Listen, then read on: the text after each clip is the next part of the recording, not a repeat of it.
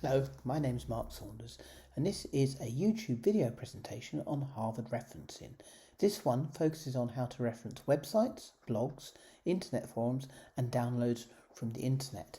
It's one of a series of YouTube videos I've done on Harvard referencing, and you can see all of them on my YouTube channel Mark Saunders on Research Methods, and the link for this is on the bottom left hand corner of this slide. In this video presentation, we're going to look at Harvard style and in terms of giving you a brief overview first of all. And on the right, you can see a shot of part of Harvard University.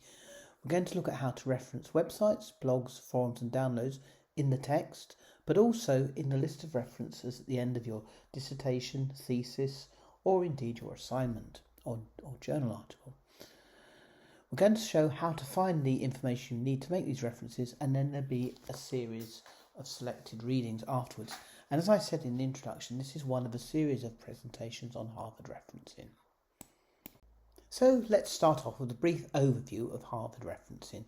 Harvard referencing is an author-date system in which documents are identified in the main text using the author, originator or source organisation's name and the date. So for the document you see on the right, which is a blog I wrote a few years ago, we would reference that as Saunders 2021. In the list of references at the end, we would list alphabetically by author's name, and we do it in a consistent format. However, we need to remember that there is no definitive benchmark for Harvard references. So in this video presentation, what I've done is I've used the list and the way we do it in my textbook, Research Methods for Business Students.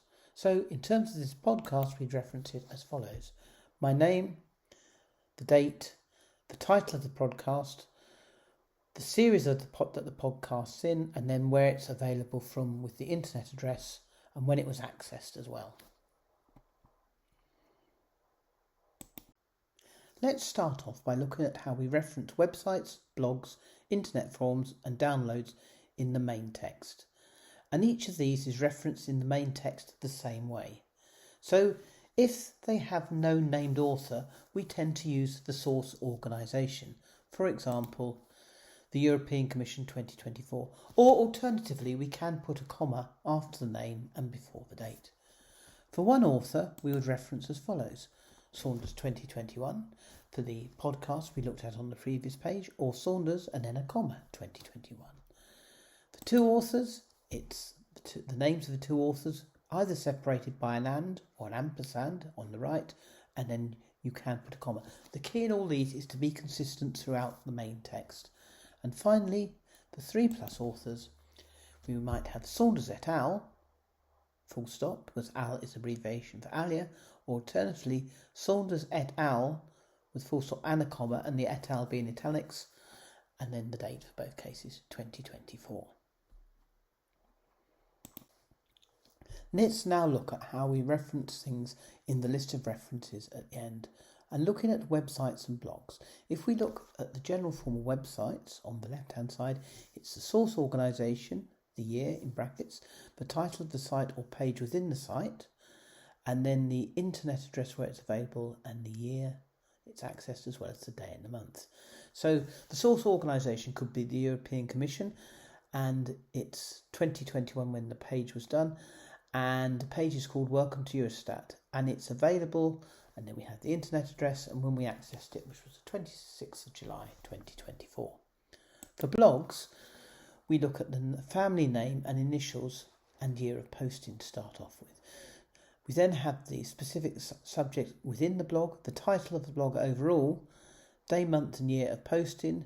We tell everybody it's a blog in square brackets, and then we say it's where it's available and the day, month and year was accessed. So here we have a blog written by myself and Marion Fortin in 2022, which was about establishing trust in the the advisee team. This was in EFMD Global, which is a blog published by EFMD, the European Foundation for Management Development, and it was published on the 30th of May 2022. We then have the internet address where it's available and the date when it was actually accessed. Let's now look at how we reference forums in the list of references, and we're going to start off by looking at forums in general terms. So if we're trying to reference a whole forum, we talk about the source organisation, the year to which we're looking at it, the name of the forum, and the internet where it's available, and the day we actually accessed it. So we were looking at Mumsnet in 2024. That's the source organisation. The name of the forum is also Mumsnet, and it's a web forum, and we find it at the internet address www.mumsnet.com, and we access this on the 26th of July. If we were referencing a particular post within that forum, we look at the family name and initials of the person who posted it and the year of posting.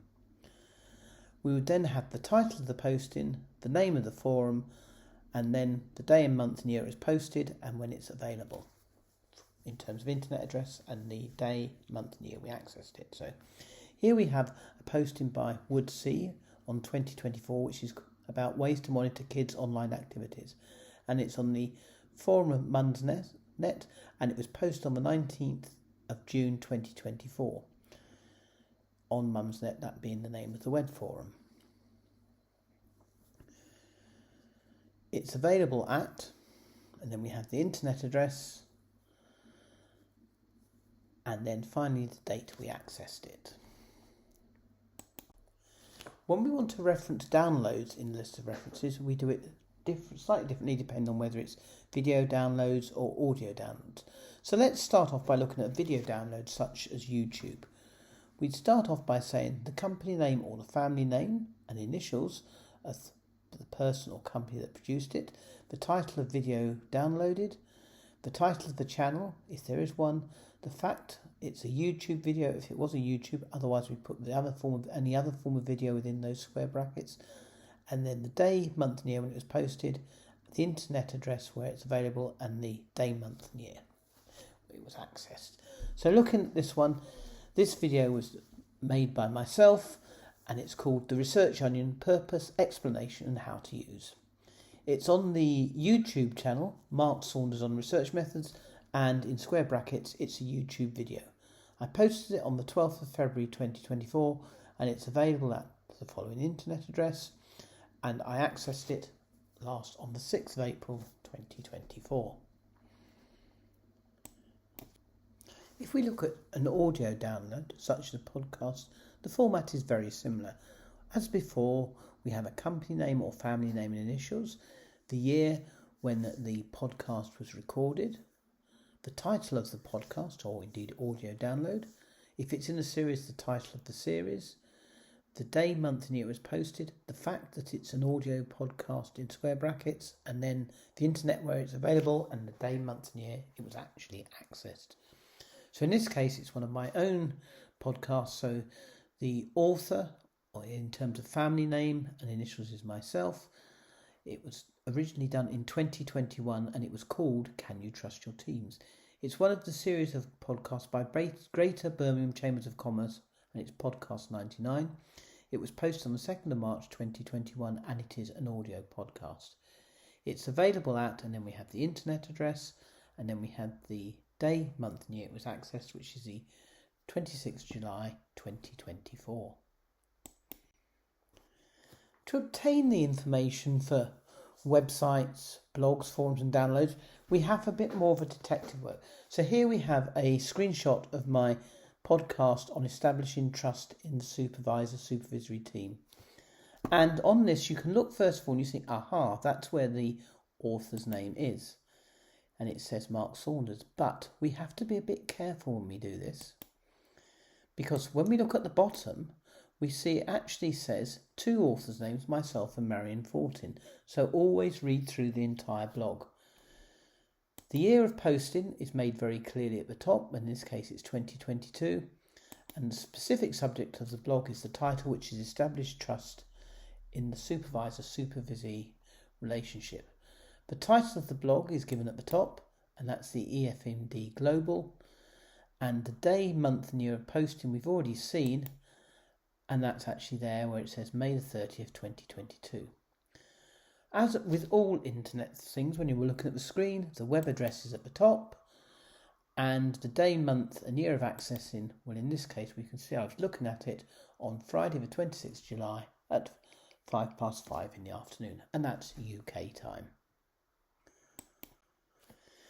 In terms of looking for selected reading, I would strongly recommend Neville's book, The Complete Guide to Referencing and Avoiding Plagiarism. It's now in its 3rd edition, and it's published by the Open University Press, and chapters 9 and 10 are concerned with Harvard referencing.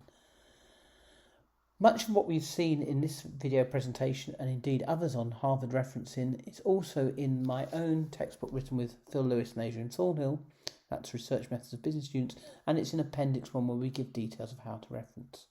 I'd like to also stress there are other YouTube videos on referencing on this channel, including a fair number on different aspects of Harvard referencing, as well as a more general one which compares and contrasts Harvard referencing with APA or American Psychological Association referencing, and also the Vancouver system.